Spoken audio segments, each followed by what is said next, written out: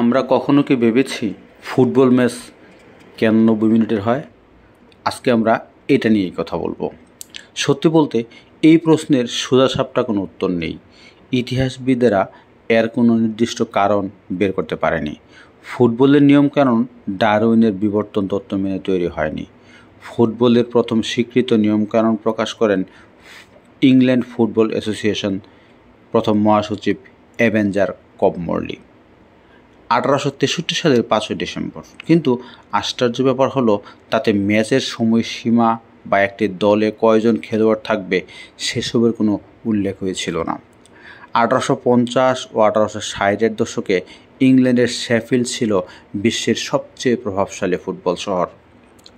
বিশ্বের প্রাচীনতম club Sheffield FC গঠিত হয় 1857 সালের 24 অক্টোবর। এক বছর পরই এই ক্লাব শেফিল্ড রুলস নামে ফুটবলের কিছু নিয়মকানুন প্রকাশ করে, কিন্তু সেখানেও ম্যাচের সময়সীমা বা খেলোয়াড়ের সংখ্যা নিয়ে কোনো নির্দিষ্ট নির্দেশনা ছিল না। ফুটবল ইতিহাসবিদ এড্রিয়ান হার্বি তার গবেষণা গ্রন্থ ফুটবল দ্য ফার্স্ট 100 ইয়ার্স এ লিখেছেন, 1850-এর দশকের শেষ দিকে শেফিল্ডের ম্যাচগুলোতে প্রতি দলে 20 জন করে খেলোয়াড় থাকতো এবং খেলাটা চলতো 2 ঘন্টা পর্যন্ত। হার্বির ভাষায় 1862 সালের দিকেও ম্যাচের সময়সীমা নিয়ে কোনো নির্দিষ্ট নিয়ম ছিল না। কোথাও 1 ঘন্টা, কোথাও 3 ঘন্টা পর্যন্ত চলেছে। সে সময় শেফিল্ড শহরে 15টির মতো ফুটবল ক্লাব ছিল বলে জানা যায়। সেই ক্লাবগুলো মরলি বা এফ এর নিয়মের চেয়ে শেফিল্ড রুলসই বেশি অনুসরণ করত। ইতিহাসের প্রথম 90 মিনিটের ফুটবল ম্যাচের খোঁজ পাওয়া যায় 1866 সালের 31 মার্চ। লন্ডনের ব্যাটারসি পার্কে শেফিল্ড এফসির বিপক্ষে সেই ম্যাচে খেলেছিল লন্ডনের ক্লাবগুলোর সম্মিলিত দল। এড্রিয়ান হার্বির বইতে আছে, তখন 90 মিনিটে খেলা হওয়াটা যতটা না আলোচিত ছিল, লন্ডনের দর্শক ও খেলোয়াড়েরা এর চেয়েও বেশি মজা পেয়েছিলেন শেফিল্ডের খেলোয়াড়দের হাওয়ায় বল তোলার কৌশল দেখে। শেফিল্ড এফসির ওয়েবসাইট বলেছে, ওই খেলা দেখে লন্ডনের দর্শক আর খেলোয়াড়ের হাসতে হাসতে গড়াগড়ি খেয়েছেন। ইতিহাসবিদরা মনে করেন সম্ভবত ট্রেনে শেফিল্ড থেকে লন্ডন যাওয়া আসার সময় মাথায় রেখে ওই ম্যাচের সময়সীমা নির্ধারিত হয়েছিল।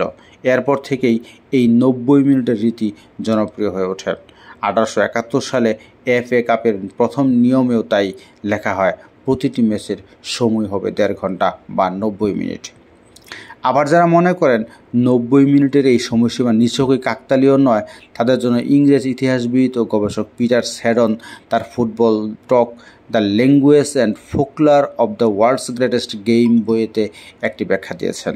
তিনি বলেছেন, ফুটবল ম্যাচের এই সময়সীমা সংখ্যার প্রতি এক ঐতিহাসিক আসক্তি থেকে এসেছে, যার শিকড় মধ্যযুগ পর্যন্ত বিস্তৃত। মধ্যযুগ থেকেই সময়কে 60 মিনিটে ভাগ করে রাখার যে ধারা, তা থেকে হয়তো এই 90 মিনিট এসেছে। শ্যাডনের মতে, আজকাল যেমন 100কে একটি পূর্ণাঙ্গ সংখ্যা মনে করা হয়, 600 বছর আগে সেরকম ভাবা হতো 60 সংখ্যাটিকে।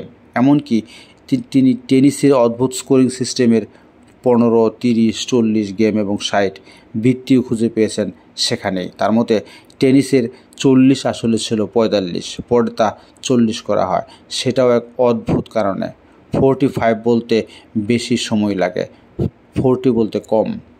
স্যাডন বলেছেন, 15 মিনিটের ভাগ বা তার গুণিতকগুলোকে ঐতিহাসিকভাবে সবসময় গোছানো মনে হয়েছে তার। স্যাডনের এই যুক্তিতে একটা ফুটবল ম্যাচের সময় 90 মিনিট হওয়াটাকে খুবই যৌক্তিক মনে হতে পারে। কোচরাও তো খেলোয়াড়দের প্রায়ই বলেন ম্যাচের প্রথম 15 মিনিটে সংরক্ষণ সামলাতে, মধ্যবিরতিও হয় 15 মিনিটের। ধারাভাষ্যকাররা যেমন উত্তেজনা বাড়াতে বলেন, ম্যাচের শেষ 15 মিনিট চলছে।